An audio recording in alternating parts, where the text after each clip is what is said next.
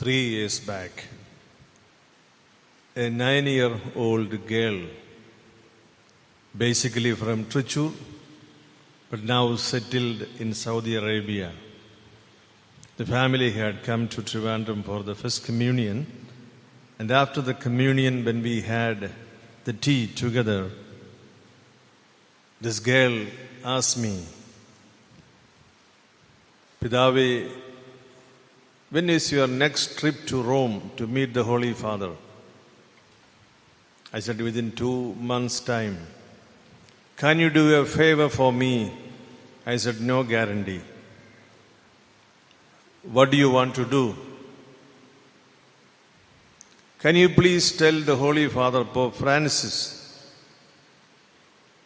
that I would like to become a nuncio?" This girl asked me,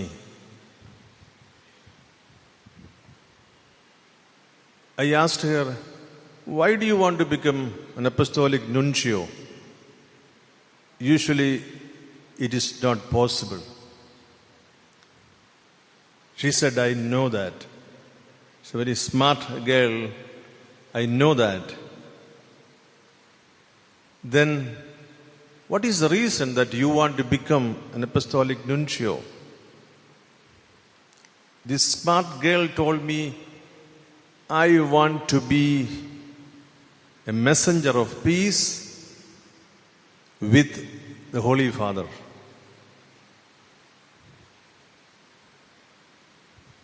I asked her to write down her request. She wrote down the request. I said, "You write your name, telephone number, email." I gave to the Holy Father this letter. So far, I didn't receive any show cause notice from the Secretary of State. This girl wanted to be a messenger of peace with the Holy Father. നവാഭിഷിക്തനായ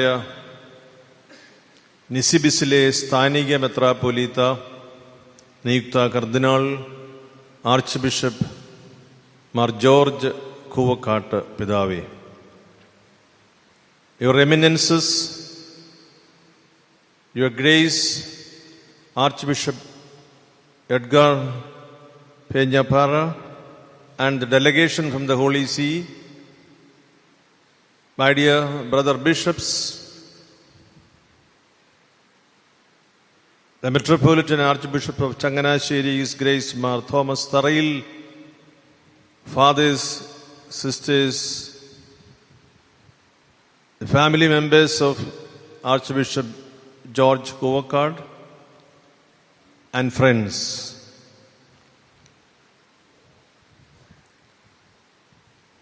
At the very outset, let me request our beloved Apostolic Nuncio, His Grace Archbishop Jurelli, to convey the gratitude from the Church in Kerala for raising one of our sons, beloved priest, to the status of an archbishop, and also to the College of Cardinals. And on behalf of the Church in Kerala, I thank Archbishop Edgar for heading the delegation from the Holy See to grace and bless this occasion.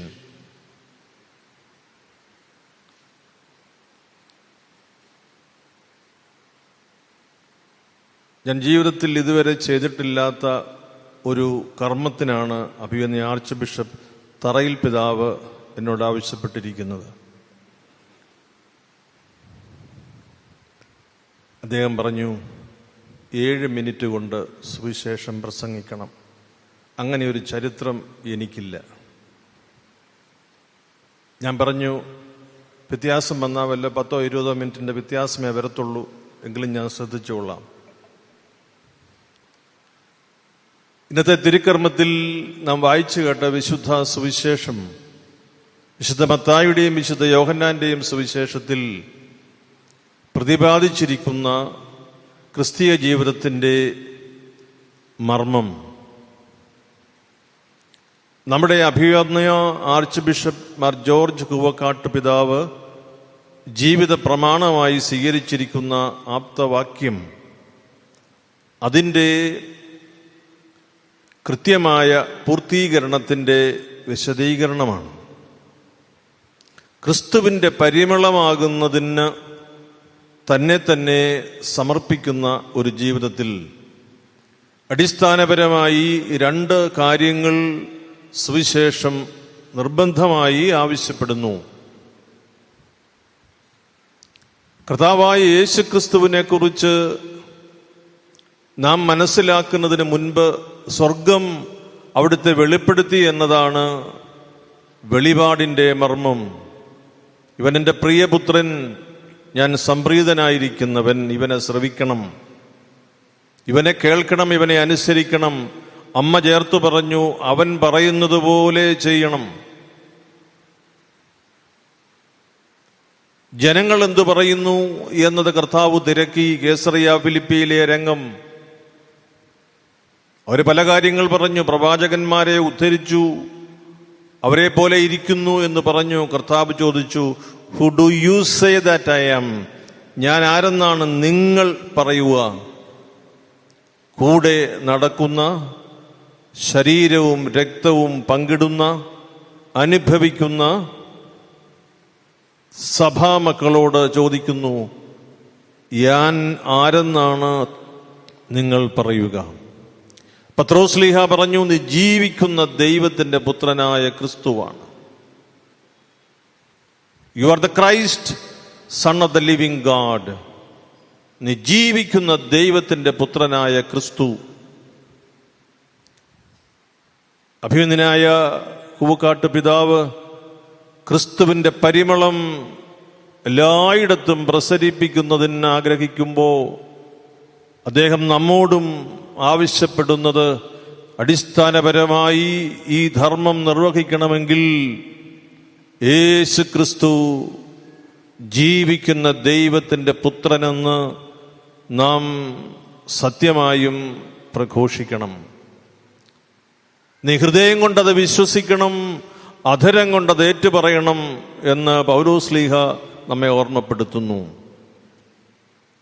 നാം ജീവിക്കുന്ന കാലഘട്ടത്തിൽ, സമ്മർദ്ദങ്ങളേറി വരുന്ന സാഹചര്യത്തിൽ, ധാരാളം മേഖലകളിൽ നാം ക്രിസ്തീയ ജീവിതത്തിൽ പിന്നോക്കം പോകുമ്പോൾ അതിൻ്റെ അടിസ്ഥാന കാരണം പരിശുദ്ധാത്മാവ് ചൂണ്ടിക്കാണിച്ചു തരുന്നത് നമുക്ക് ഹൃദയപൂർവ്വം സ്വീകരിക്കാം.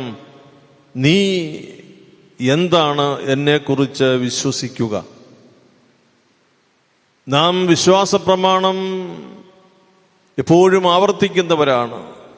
സർവശക്തനായ ദൈവത്തിൽ ഞാൻ വിശ്വസിക്കുന്നു എന്ന് നാം ആവർത്തിച്ച് പ്രഘോഷിക്കുന്നു. ഇവിടെ നമ്മോട് ആവശ്യപ്പെടുന്നു, ഞാൻ ആരെന്നാണ് നീ പറയുക? ജീവിക്കുന്ന ദൈവത്തിന്റെ പുത്രനായ ക്രിസ്തുവാണ് നീ എന്ന് യേശു കർത്താവിനെ കുറിച്ച് പ്രഘോഷിക്കാത്തവർക്ക് യേശുവിൻ്റെ നാമം പ്രചരിപ്പിക്കുന്നതിന് സാധ്യമല്ല.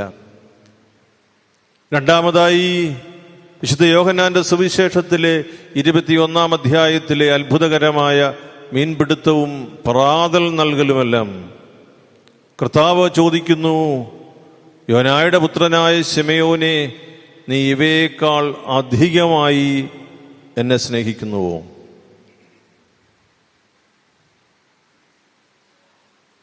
ഉവ്വ് കർത്താവേ, ഞാൻ നിന്നെ സ്നേഹിക്കുന്നു. 3 തവണ ആവർത്തിച്ച് പറയുന്നു. ജീവിക്കുന്ന ദൈവത്തിന്റെ പുത്രനായ ക്രിസ്തുവാണ് നീ എന്ന് യേശു കർത്താവിനെ കുറിച്ച് പ്രഘോഷിക്കുകയും മറ്റെല്ലാറ്റിനെയും ഉപരിയായി ദൈവത്തെ സ്നേഹിക്കുന്നുവെന്ന് ഹൃദയം കൊണ്ട് ഉറപ്പുവരുത്തുകയും ചെയ്യുമ്പോൾ ക്രിസ്തുവിൻ്റെ പരിമളം എല്ലായിടത്തും വ്യാപിക്കും. പരിശുദ്ധ പിതാവിൻ്റെ ആലോചനാ സംഘത്തിലേക്ക് നമ്മുടെ ഈ പ്രിയപ്പെട്ട പിതാവ് നിയോഗിതനാകുമ്പോൾ ക്രിസ്തുവിൻ്റെ പരിമളം ഈ പിതാവിൻ്റെ ശ്ലൈഹിക ശുശ്രൂഷയിലൂടെ ലോകമെങ്ങും ദൈവം നിശ്ചയിക്കുന്ന കാലത്തും ദൈവം നിശ്ചയിക്കുന്ന ഇടങ്ങളിലും ദൈവം ഏൽപ്പിച്ചു കൊടുക്കുന്ന അവിടുത്തെ ജനത്തിൻ്റെ മധ്യേയും അത് പ്രസരിപ്പിക്കുന്നതിന് പരിശുദ്ധാത്മാവ് കൂടെ നിന്ന് സഹായിക്കട്ടെ. അഭിഷേകത്തിൻ്റെ സുഗന്ധവും അഭിഷേകത്തിൻ്റെ മായാത്ത അനുഗ്രഹവും അങ്ങിൽ നിറഞ്ഞു നിൽക്കട്ടെ എന്ന് കേരള സഭയ്ക്ക് വേണ്ടി ദൈവസന്നിധിയിൽ അങ്ങയെ സ്മരിച്ച് പ്രാർത്ഥിക്കുന്നു. I take all this occasion on behalf of the Zero Malankara Catholic Church and its Major Archbishop Catholicos. I wish you, your grace, the Cardinal-elect, God's abundant blessings upon you as you walk with the Holy Father and helping him to be the messenger of peace in the world and to spread the fragrance of Jesus' love to everyone. God be with you and God bless you all.